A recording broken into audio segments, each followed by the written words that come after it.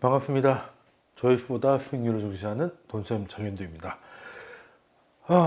최근에 또 금리 이슈만 있는 게 아니라 뭐 세금 이런 것들 때문에 기술주에 대한 좀 변동성이 좀 커졌는데, 그래서 이럴 때는 또 연준의 등판을 기대하게 되죠.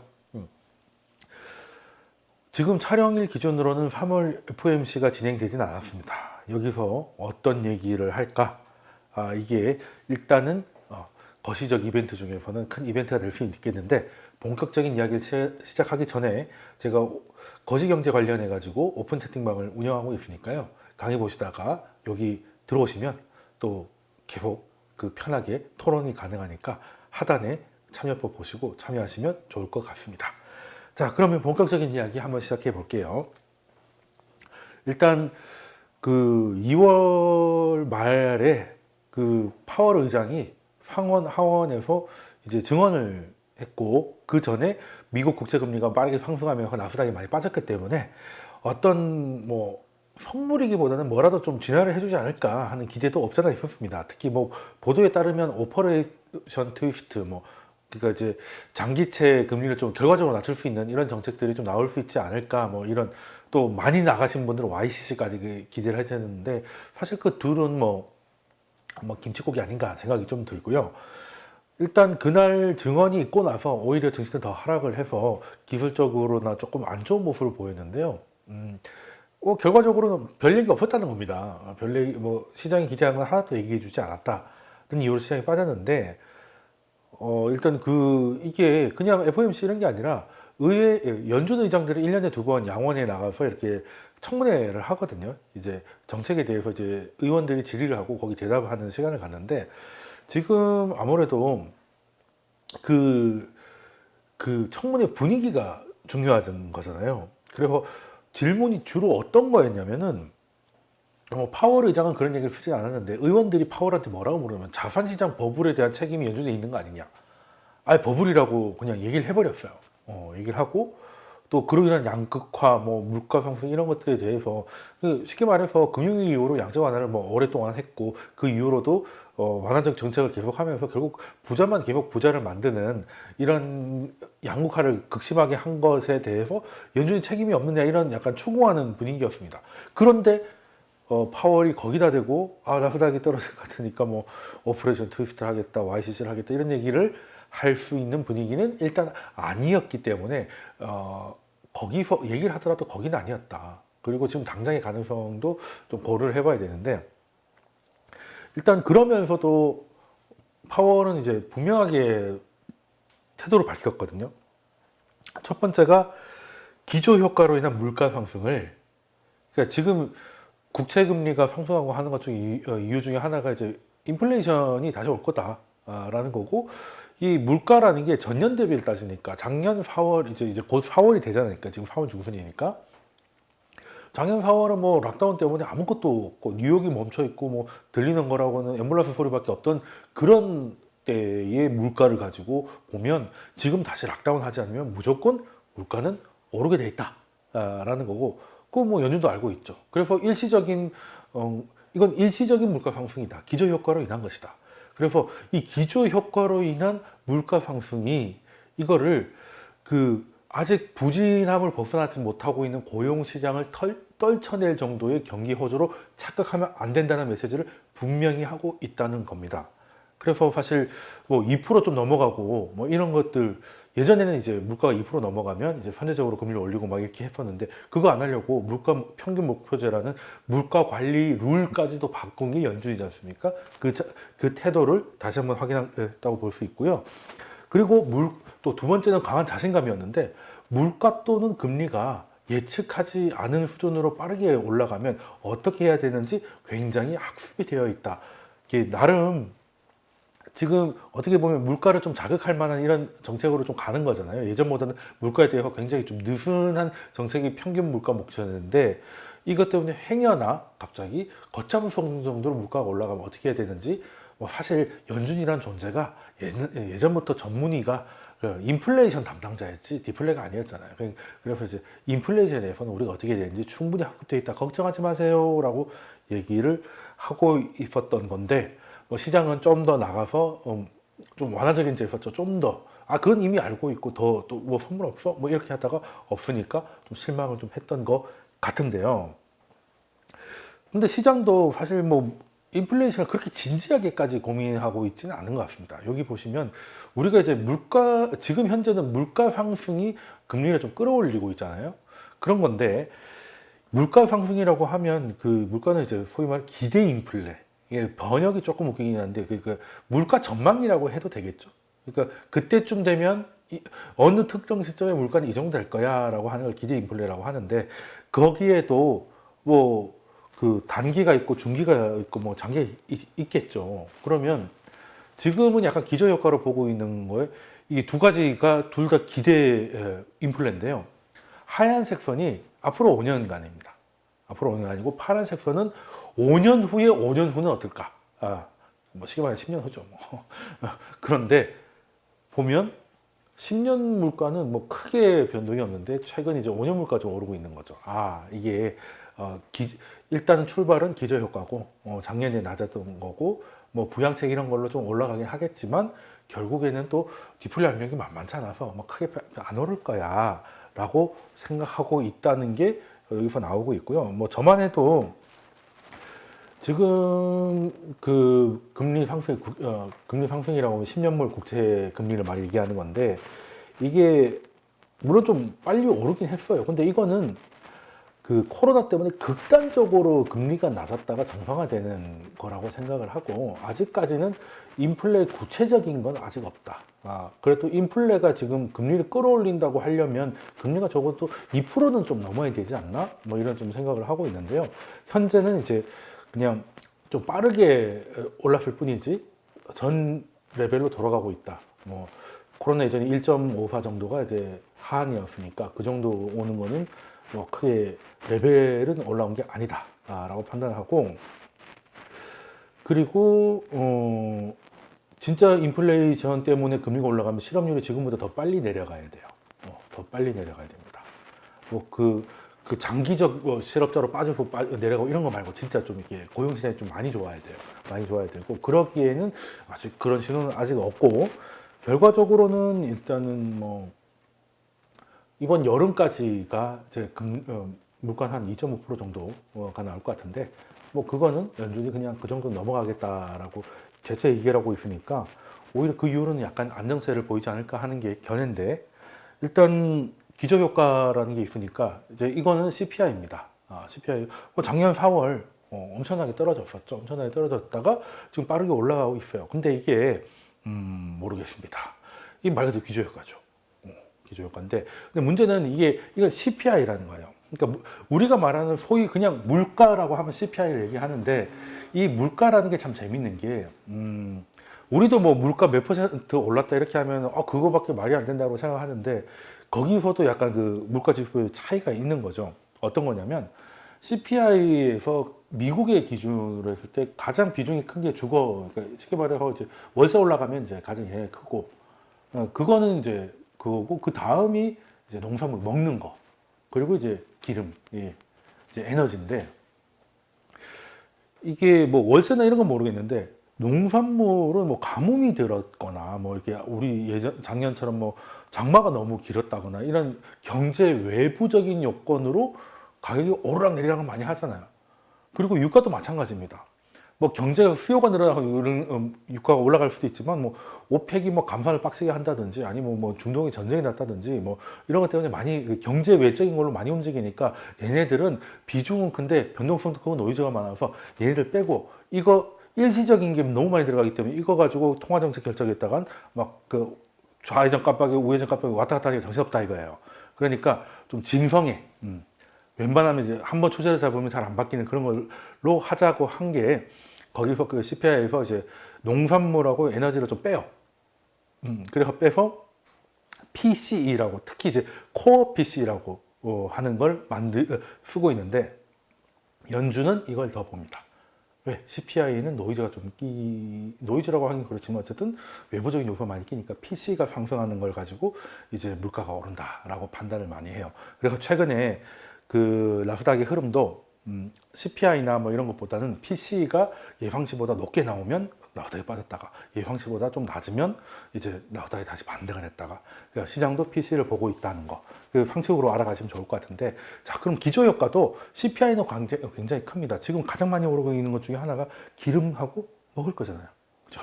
제일 영향이 크겠죠. 그럼 그 둘을 빼면 어떨까? 둘을 빼면 이게 PC인데요. 사실 반등은 하고 있는데 좀 그렇죠?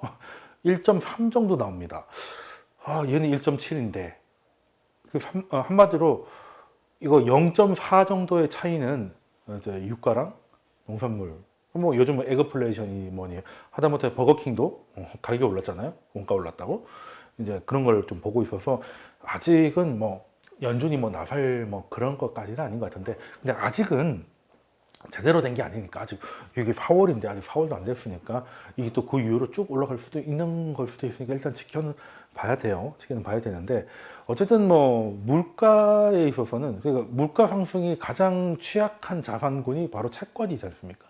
그래서 채권 트레이더들이 이제 금리나 물가에 예민할 텐데 뭐 그러면 이제 채권에서 좀 이름 있는 분의 전망을 좀 들어보는 것도 좋을 것 같은데 최근에는 뭐 주식 시장에 대해서 뷰가 좀 왔다 갔다 하시긴 하셨는데 어쨌든 채권에 있어서는 좀 굉장한 이름을 갖고 계신 또 군드라우 매니저가 그 군드라우는 이제 자기 그 더블라인 펀드 가입자들한테 이제 레터도 보내고 막 하는데 팟캐스트를 해요.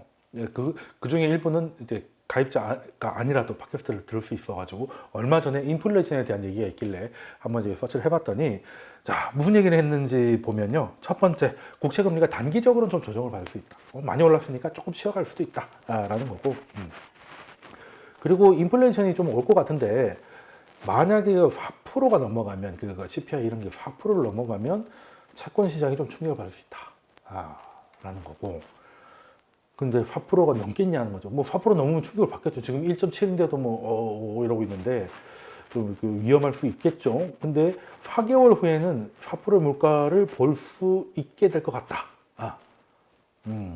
그 근거가 아까 좀 전에 말씀드린 뭐 CPI라든가 그리고 이제 그 중요한 지표 중에 매월 첫 번째 첫 영업일에 나오는 ISM 지수 중에 보면 그 세부 항목에 보면 이제 구매 항목 뭐 이런 게 있어요. 쉽게 말해서 이제 원자재 가격이 오르고 있느냐 이런 걸 보는 건데 원자재가 오르면 이제 생산자가 이제 물가가 올랐다고 느끼고 결국에는 이제 소비자 물가로 전이가 되죠. 아까 말씀드린 버거킹 예를 들어 토마토가 비싸졌다. 그럼 버거킹이 토마토를 사는데 비용이 많이 들잖아요. 그럼 결국에는 또 그걸 이유로 와퍼값을 올리겠죠. 뭐 이런 식으로 가는 건데 그럼 제일 먼저 오른 게 뭐겠습니까? 생산자가 이걸 살 때 이게 한 게 몇 개월의 텀을 두고 넘어올 텐데 이게 좀 최근에 꽤 오르고 있어요. 그래서 이걸 보면 뭐 4개월 이 분위기가 4개월쯤 가서 기저효과가 극에 달했을 한 여름 정도에는 4%의 물가도 나오지 말라는 법은 없다라는 건데 물가가 3% 정도 때까지는 연준이 아무것도 안 할 것이고 3%에 뛰어나올 것 같으면 이렇게까지 룰도 바꾸고 하지 않았을 거다. 저도 그렇게 생각하거든요. 근데 이제 4%쯤 되면 이제 연준이 안 움직이기가 힘들 것이다. 왜? 이제는 물가 상승이 생각보다 너무 많이 나와서 물가 상승을 잡지 않았을 때 부작용이 클 수도 있기 때문에 그렇게 얘기를 하셨고 마지막으로는 또 연준은 코로나 사태로 재정 적자가 크게 늘었기 때문에 내심 인플레이션을 환영할 것이다라고 했는데 이게 제가 강의 때 말씀드린 금융 약탈 약탈이라고 하긴 좀 그런데 아무튼 실질금리가 마이너스로 가면 재정 부채가 갚지 않아도 갚게 되는 그럼 마이너스 1%면 뭐 1% 원금 1% 갚거나 똑같은 거니까요. 이제 알만한 사람들은 다 알고 있구나라고 보면 되는데 일단 이거 시장이 진짜 두려워하는 게 뭐냐 물가 좀 오를 것 같아요. 근데 연준은 이제 그래서 내가 한 번 오르는 거 가지고 일시적인 거에 반응하지 않기 위해서 내가 평균 물가 목표제를 도입했잖아 걱정하지 마 라고 했는데 이거 처음 하는 거고 평균의 기간을 말하지도 않았고 일단 뭐 예전보다는 완화하는 건 알겠는데 어느 수준까지 모르니까 시장은 의심을 하는 건데 그래도 연준이 일단은 2023년 말까지는 제로금리 걱정하지 마 이렇게 했는데 만약에 물가가 미친 듯이 오르게 되면 결국에는 어쩔 수 없이 연준이 말을 바꿔서 튀어나오게 되지 않을까라는 두려움인 거예요.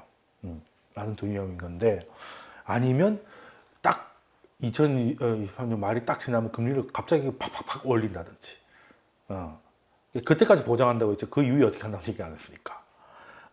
그런 게 두려운 겁니다. 그런 게 두려운 거고. 자, 그러면 일단 그 연준의 금리 인상이라는 게, 이게 매번 이게 저번에도 강의에도 자주 말씀드렸는데, 경기 침체는 일단 경기가 좋아져서 쭉 이렇게 장기 물가도 올라가고 장기채 물가도 올라가요. 장기채 금리도 올라가요. 그래서 어느 정도 되면 이거 너무 달리는데 라고 해서 연준이 단기 금리, 즉 이제 정책 금리를 올려가지고 요거를 좀 완극을 조절하다가, 근데 얘가 탄력을 받았기 때문에 실제보다 더 올라가요. 그래서 여기까지 가다 보면 이제 이게 뒤집어지고 이렇게 되면 이제 은행들이 역할을 못하기 때문에 이제 경기 침체가 되고 막 이렇게 한다는 그 유명한 이제 장단기 금리 역전인데, 근데 문제는 지금까지 경기가 좋았다가 나빴다가 좋았다가 나빴다가 하면 이제 어찌됐든 추세적으로 내려왔다 하더라도 이 와중에도 금리가 올랐다가 내려갔다가 하는 방향이 있었는데, 올라갈 때 보면 그래도 이번에 올릴 때 어느 정도 정상화 해놔야지, 저기까지 올려야지. 연준이 2013년, 14년 그때 금리 처음 올린다는 얘기 나왔을 때만 해도 뭐 4%까지 올릴 거라고 하는 예상이 되게 많았습니다. 뭐 지금 생각하면 꿈 같은 이야기긴 했지만, 거기 한참 못 가서 3도 못 갔으니까. 근데 아무튼 그 보통 경기 침체가 왔을 때 금리를 한 4번 정도, 혹은 4~5번 정도, 그 4~5번이면 2%, 2.5% 정도를 낮추면 이제 경기 침체가 멈추더라는 거예요. 그러면 다음에 경기 침체가 또 올 거니까 그때까지는 한 2몇 %는 이제 확보를 해야 되잖아요. 그러려면 적어도 단기 금리하고 장기 금리가 2.5%, 그러니까 250bp 정도가 차이가 나야 이걸 좀 이렇게 올릴 칸이 좀 있다는 겁니다.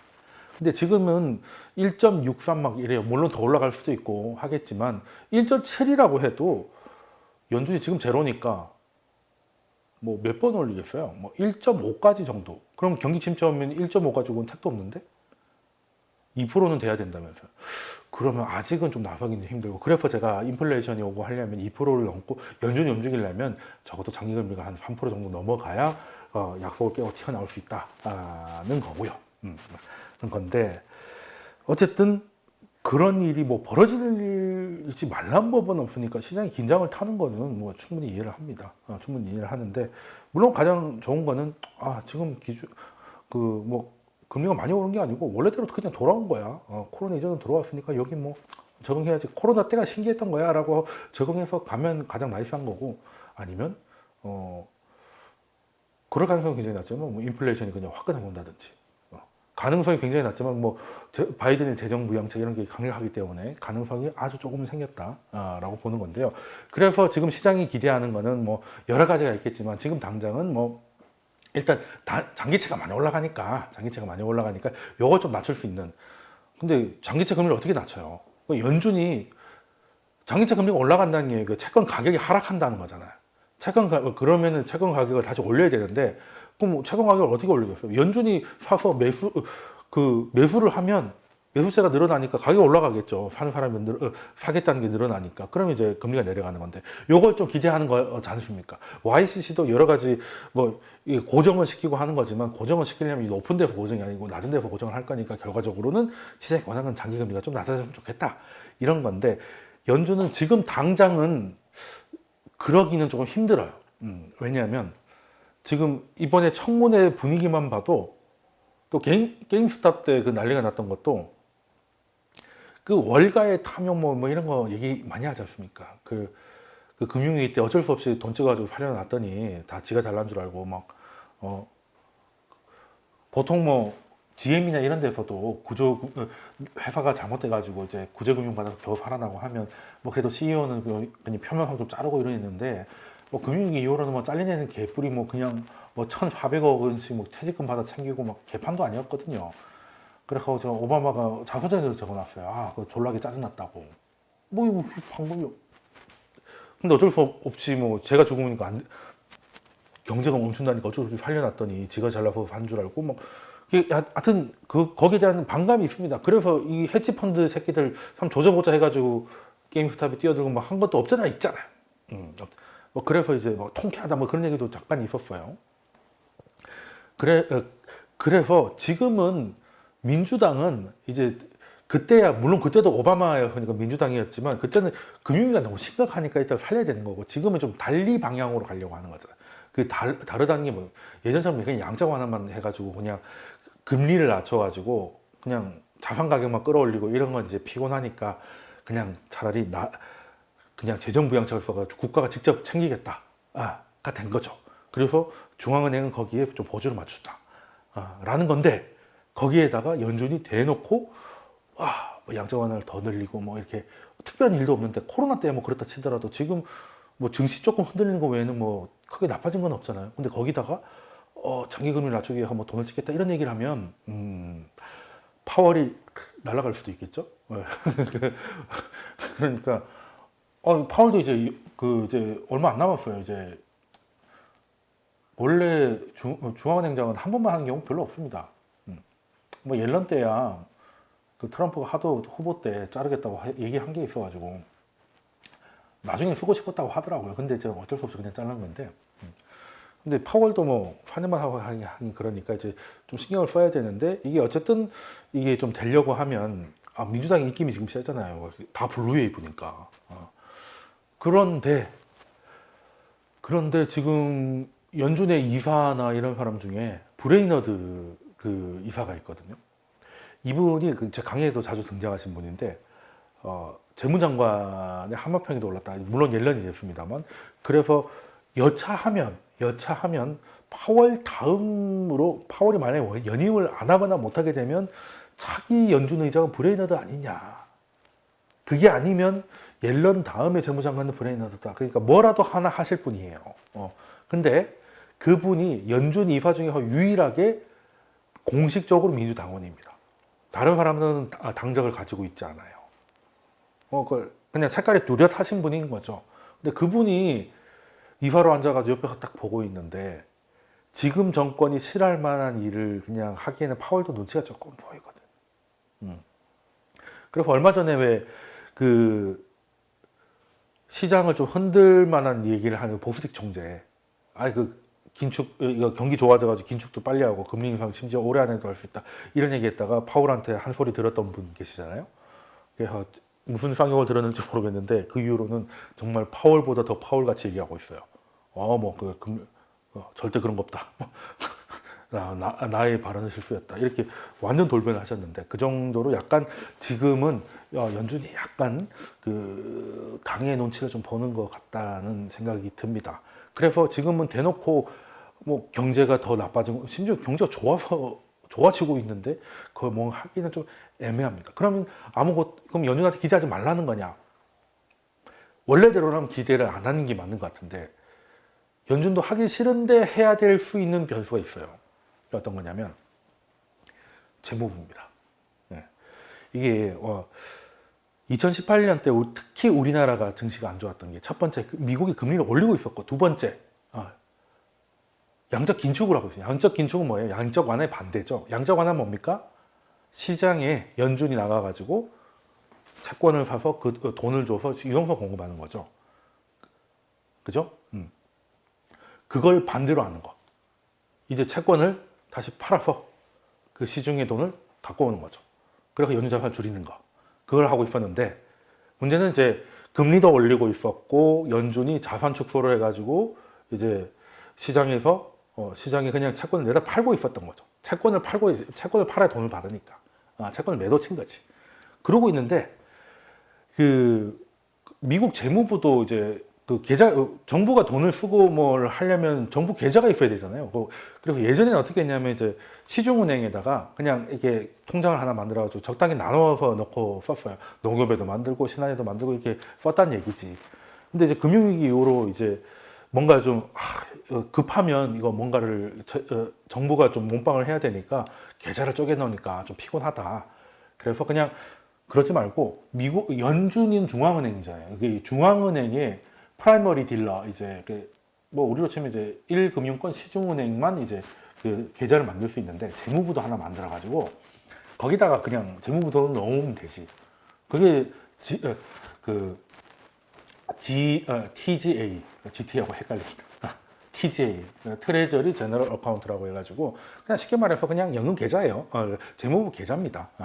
근데 원래는 그 금융위기 이후로는 그냥 최소한 한 50억 달러만 넣어놔라 뭐 이런 게 있었는데 그게 점점점 가명할수록 정부가 좀 이렇게 해야 될 일이 많다 보니까 돈도 좀 쟁여놓을 일도 있고 해가지고 채권을 좀 발행을 해서 그러니까 채권을 발행해서 매도한 다음에 그 돈을 여기다가 조금씩 넣다 보니까 조금씩 늘어나다가 2015년쯤 되면은 한 3,600억 달러까지 막 늘어나고 지금 이제 그보다 훨씬 늘어나 있죠. 늘어나 있는데 문제는 2019년에 연준은 금리 올리고 양적 긴축으로 단기채를 팔고 있어요. 그런데 재무부도 뭔가 돈이 필요하다. 그때 왜 돈이 필요했어요? 일단 뭐 중국하고 뭐 하고 좀 하려고 하니까 이제 그때 트럼프가 연준 뭐 파월 자른다고 막 했는데 뭐 자르지 못했죠. 뭐 그러니까 연준이 말을 안 듣니까 그냥 재무부 돈으로 하자라고 해서 재무부가 그 채권을 팔아가지고 돈을 좀 쟁기기 시작했어. 뭐 그것까지 좋다 이거예요. 근데 잘 생각해 보세요. 이게 무슨 일이 벌어졌냐면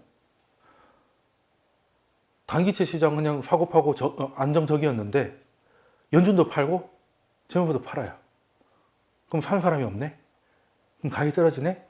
그럼 금리 어떻게 돼? 올라가지. 금리가 상승하는 거예요. 요거까지 이해되죠? 요거 딱 기억해 놓으시고 다음 이야기로 넘어가야 되는데 근데 여기까지는 좋다. 근데 그게 뭐 올해 생긴 것도 아닌데 그게 왜 올해 변수냐? 변수가 있습니다. 이게 예전에는 그냥 그 재무부 그 TJ가 어떻게 했냐면 그냥 그 우리 8월만 되면 미국발 뉴스가 나오는 게 뭐 부채 한도 협상이 결렬됐더니 나발이 됐니 뭐 이렇게 해가지고 셧다운이 되니만이 했다가 금요일 날 뭐 그냥 셧다운 됐다가 뭐 갑자기 막 주말 협상해가지고 월요일 아침에 또 다시 살리고 막 이런 정치 쇼를 했는데 이게 매번 그때는 어떻게 했냐면 마지막 통장에 쉽게 얘기하면 그냥 한도가 1억이야. 그럼 1억을 써. 막 쓰다가 이제 한도가 20만 원밖에 안 남았어요. 근데 부채 한도를 늘리는데 합의가 안 됐어. 그러면 이제 한도가 꽉 잡으면 돈을 못 쓰잖아. 그럼 셧다운인 거지 뭐. 정부가 돈을 못 쓰네. 공무원 월급도 못 주네. 어이구 난리가 났네. 이렇게 되는 거야. 그러면 이제 협상을 해가지고 1억 5천 원 됐어. 그럼 또 5천만 원의 룸이 생겼죠. 그것도 또 빼서 쓰는 겁니다. 그러다가 또 모자라면 또 늘리자. 이렇게 되는 건데 여기까지는 되게 간단하죠. 근데 이게 이렇게 하다 보니까 매번 그 지랄을 하는 거예요. 그러니까 뭐 셧다운 됐다가 풀렸다가 야 이거 할 짓 아니다. 특히 2011년에 무슨 일이 있었습니까? 미국이 신용등급이 감독되잖아요. 그 중에 이 이슈도 있었거든요. 왜? 민주당은 이제 오바마 때 ARA 해가지고 더 해야 된다. 공화당은 야 좀 적당히 좀 하지. 양정화도 그렇게 하고 그렇게 했으면 그만해. 라고 해서 강력이 좀 컸어요. 그래가지고 치고받고 싸우다 보니까 근데 결국에는 좀 민주당이 원한 게 있어서 조금 늘어났는데 그 신용평가사들이 야 미국이 그런 식으로 돈을 쓰면 안 되죠. 금리를 신용등급을 낮춰가지고 이제 그때 미국이 신용등급이 떨어지면 그때 그때 재정정책이 다 멈춘 거지. 이제 미국 정부가 이제 함부로 돈을 못 쓰겠구나. 그 유럽도 박살나고 미국도 박살나니까 재정정책이 박살나니까 그냥 시장이 한번 팡 빠지고 그때 코스피도 아마 한 달 만에 거의 30% 가까이 빠졌어요. 그게 기억이 나는데 아무튼 이런 일이 벌어지니까 야 우리 방식을 바꾸자라고 된 거예요. 그래서 어떻게 했냐면 이게 재밌습니다. 이게 예전에는 한도 만들고 한도 늘리면 그만큼 쓰고 요렇게 하면 참 세상 간단할 것 같은데 이게 어떻게 바뀌었냐면 일단 먼저 씁니다. 부채 한도가 없이 일단 먼저 써요. 예를 들어 한 1억 7천까지 썼어. 써놓고 부채 한도를 합의하는 거예요. 그리고 부채 한도가 1억 3천으로 결정이 됐어요. 언제까지 부채 한도는 1억 3천이야. 그러면 1억 6천이었으면 1억 3천으로 맞춰야 돼요. 그런 다음, 그래서 맞춰서, 오케이. 그럼 한도가 맞았네? 다음부터 또 부채 한도가 유예됩니다. 그럼 그때부터 다시 또 쓰는 거야. 그러다가 또 합의를 해서 또 맞추고, 또 맞았으면 또 유예를 한 다음에 또 쓰고, 또 합의해서 또 맞추고, 뭐 이런 식인 거예요. 요거 이해되시죠? 그러니까 사후적으로 하는 거예요. 사후적으로. 근데 그게 2013년부터 바뀌었으니까 지금까지는 별 문제가 없었으니까 이런 얘기를 처음 들어보셨을 건데 문제는 작년이었다는 겁니다. 작년 한도를 지금 결정이 돼 있는데 문제는 그 사이에 엄청나게 많이 썼을 거 아니에요. 코로나 때문에. 코로나 때문에. 그러면 지금 한도를 다시 유예를 해서 다시 쓸지언정 지금 일단 한도를 맞춰야 되잖아요. 그게.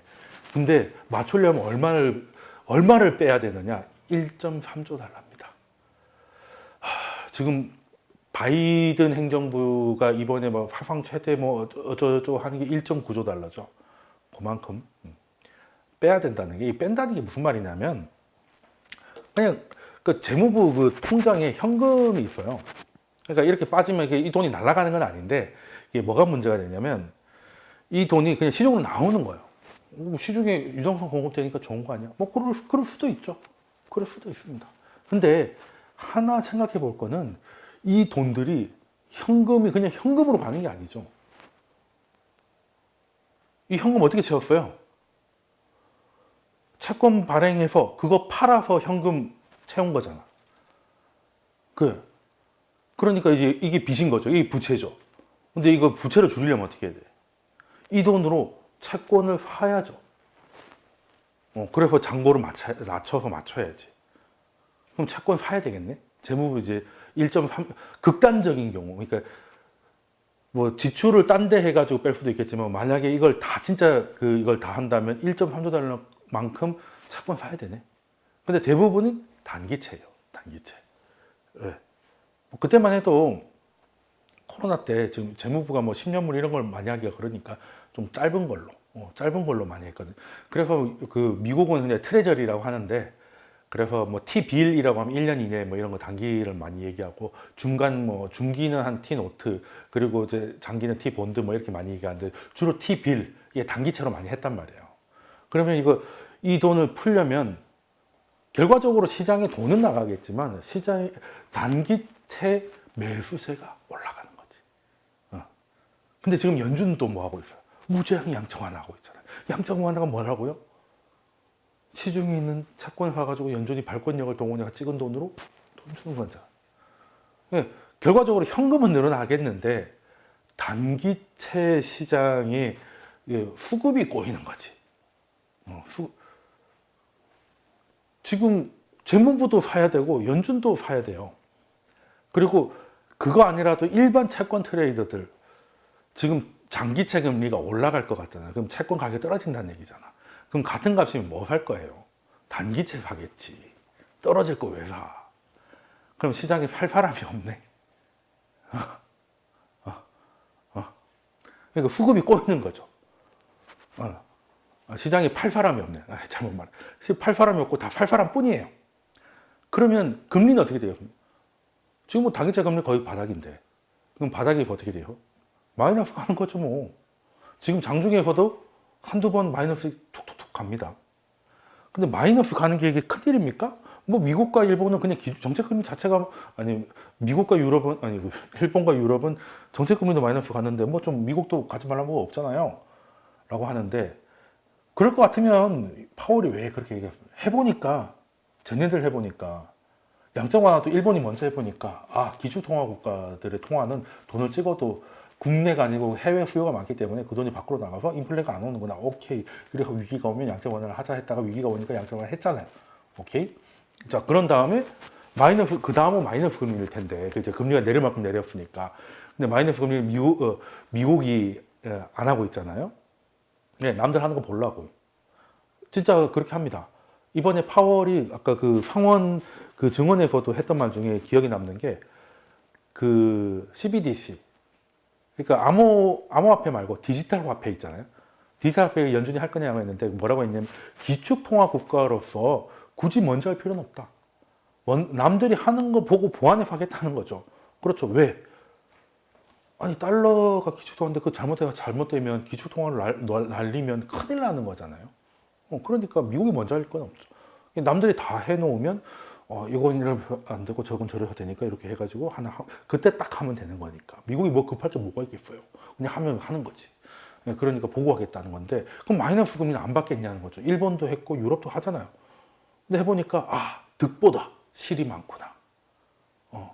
유럽 보세요. 이거 뭐 답이 없습니다. 일본도 뭐 유럽보다 나은 것 같은데 어쨌든 쉽지 않아요. 그래서 여러 번 얘기합니다. 마이너스 금리는 답이 아니다. 그럼 어떻게 할 건데? 그래서 이제 억지로 인플레를 만들어서 재정정책을 만들어가지고 실질금리를 마이너스를 가져가는 거지 진짜 명목금리를 마이너스를 안 가져가겠다고 하는 게 연준의 입장이고 파월도 그걸 여러 번 얘기했는데 문제는 시장에서 단기금리가 마이너스 처박혀버리면 연준은 지금 뭘 해야 되는 거예요? 연준이 지금 하고 있는 게 그 양적 완화 이런 거는 좀 특이한 경우고 평소 때 중앙은행이 하는 게 단기채 시장을 가지고 그 금리를 통제하는 거잖아요. 기준금리가 얼마면 그 기준금리에 딱 맞게 움직이게끔 통제를 해야 되잖아. 오르면 사고 떨어지면 팔고 해가지고 이걸 딱 금리를 맞춰야 되는데 그래서 지금 미국은 정책금리가 상단이 있고 하단이 있잖아요. 그 금융위기로 바뀐 건데 그래서 지금 하단은 제로고 상단이 0.25인데 지금 하단을 자꾸 이렇게 뚫으려고 하잖아. 근데 이거를 장중도 아니고 이게 뚫고 내려가 버리면 연준이 통화 정책의 통제력을 잃은 거예요.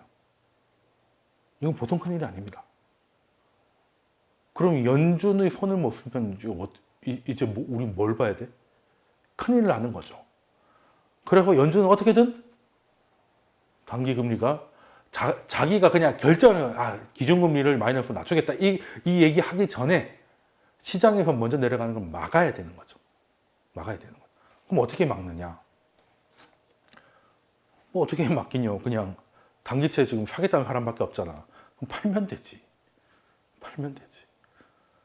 근데 간단한 것 같은데 잠깐 생각을 해보면 지금 무제한 양적 완화하고 있고 금리도 안 높이겠다고 하고 굉장히 완화적인 건데 연준이 채권을 파는 건 긴축이거든요. 채권을 팔아서 시장의 유동성을 흡수하는 거니까 앞뒤가 안 맞는 건데 그리고 자칫 이렇게 하면 말은 기준금리 안 올린다 완화적으로 해놓고 행동은 또 이렇게 또 밑장을 빼시는구나 이렇게 돼서 시장이 패닉할 수도 있지 않나요? 그러니까 이제 커뮤니케이션이 사실 중요한 거예요. 근데 이런 전례가 있었습니다. 2019년 9월에 이런 일이 있었죠. 근데 지금하고 정반대 상황이에요. 그때는 지금은 다 사겠다는 사람밖에 없어가지고 금리가 이제 오르다 마이너스까지 가는 거잖아요. 예. 근데 2019년 9월에는 반대였습니다. 그때 양적 긴축하고 있잖아요. 연준이 뭐 하고 있다고? 채권 팔고 있어요. 그러면 재무부도 현금을 쟁여놓으려고 채권을 팔고 있어요. 사는 사람은 정해져 있는데 둘이 나가서 막 팔아요. 어떻게 되겠어? 금리가 팡팡팡팡 올라요. 그리고 그냥 현금 같은 거 보유하지 않고 그냥 가면 돈 빌려주는 데가 있어가지고 그냥 뭐 현금 별로 없이 그때 돈 빌려 쓰던 기업들이 갑자기 이런 식으로 팔아버리니까 금리가 오르기 시작하니까 큰일이다 해서 그냥 급전이라도 땡기자라고 해서 그때 레포 금리가 9%까지 올라가고 난리가 났던 시기가 있습니다. 기억하실 분들 기억하실 거예요.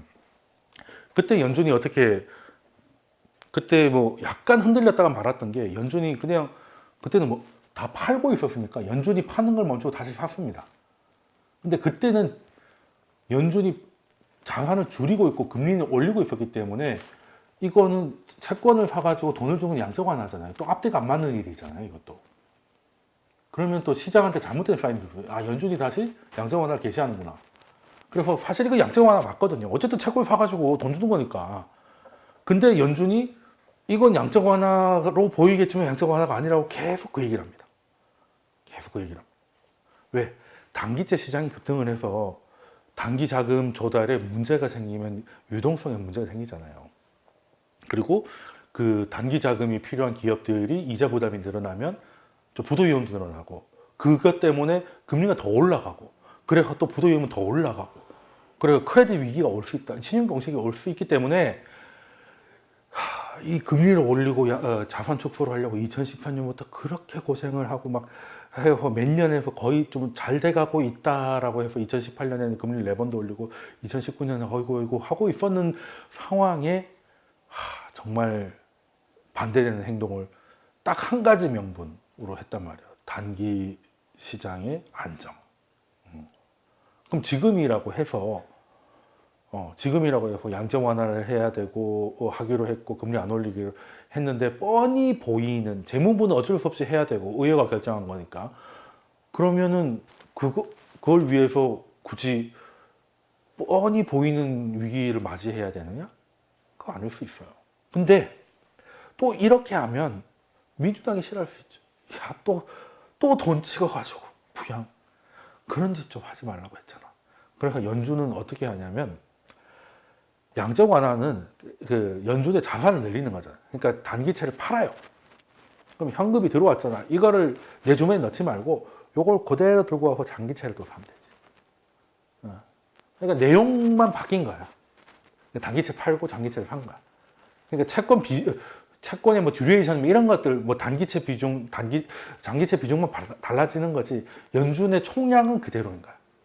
그러니까 뭐 민주당이 뭐 그런 거면 뭐 이렇게 될 수 있다는 거. 그럼 2019년 9월에도 했는데 지금이라고 하지 말는 법이 있느냐. 그리고 단기 자금이 마이너스로 가면 일단 힘들어요. 일단 미국 뭐 MMF 이런 거 뭐 몇 조 달러 있는 거 아시죠? 지금도 뭐 CMA 이자 눈물 나는데 그게 마이너스로 되면 뭐 머리 아픈 게 되게 많습니다. 아니 그리고 MMF야말로 초안전자산 아니에요. 그게 또 좀 그러니까 그럴 것 같으면 그냥 마이너스 금리 가고 말지. 그런 것 때문에 안 가겠다는 거잖아요. 그러니까 지금은 이제 길게 보면 이걸 하면 안 되지만 당장 보이는 뭔가를 해야 되기 때문에 재무부가 열심히 팔면 잠깐 연준이 재무부가 열심히 사면 연준이 그만큼 팔아주면 됩니다. 팔아주면 되는데 팔 것도 많아요. 지금까지 뭐 문재 양적 완화하고 하면서 채권을 원체 많이 파놨기 때문에 좀 팔면 되지. 그리고 이제 단기채라고 했잖아요. 그럼 1년 미만의 그 단기 채권 중에 전체 단기 채권 중에 20% 정도 연준이 갖고 있어요. 얼마든지 팔 수 있다는 거죠. 자, 이렇게 되면 연준이 뭐 하고 싶어서 하는 건 아닌데, 시장에 보이는 뻔한 위험을 좀 해소하고자 일시적으로나 패치를 할 수 있고, 그게 결국은 오퍼레이션 트위스트라고 말을 하지 않아도 결과적인 오퍼레이션 트위스트가 될 것이다. 라는 거죠. 2019년 9월에 양적 완화가 아니라고 하며 양적 완화를 한 것처럼 그렇게 될 가능성이 있어서 일단 연준도 이렇게 할 거라고 저는 보고요. 일단은 근데 재무부가 뭐 지출을 늘려서 딴 데로 뺄 것인지 아니면 그냥 말 그대로 채권을 사가지고 시중에 뿌릴 것인지 이제 이거를 봐가면서 연준도 따라 하지 않을까가 되고 그래서 인플레이션 뭐 우려 이런 것도 있곤 하겠지만 결국에는 단기채를 많이 팔아야 되면 그만큼 또 장기채를 또 사야 되는 게 연준의 입장이다 보니까 어느 정도 금리는 조금 좀 쉬어갈 수도 있겠다. 그 이후로 올라갈지 모르겠습니다만 약간의 그래서 결과적으로는 우리한테 좋은 일이 생길 수도 있고 그러고 나서 부채 한도가 결정이 되고 부채 한도 안에 딱 맞췄으면 다시 부채 한도가 유예가 되거든요. 그러면 또 재무부가 샀던 채권 다시 팔아가지고 다시 또 쟁일 수 있어요. 그러면 또 연준은 또 거기 맞춰서 움직이면 되는 겁니다. 그래서 지금은 연준이 뭐 시장을 위해서 움직이기보다는 연준 외의 요소 때문에 연준이 거기 보조를 맞추다 보니까 그런 일이 일어날 수 있을 것 같다라는 말씀을 드리고 또 이번 강의는 여기까지 하도록 하겠습니다. 감사합니다.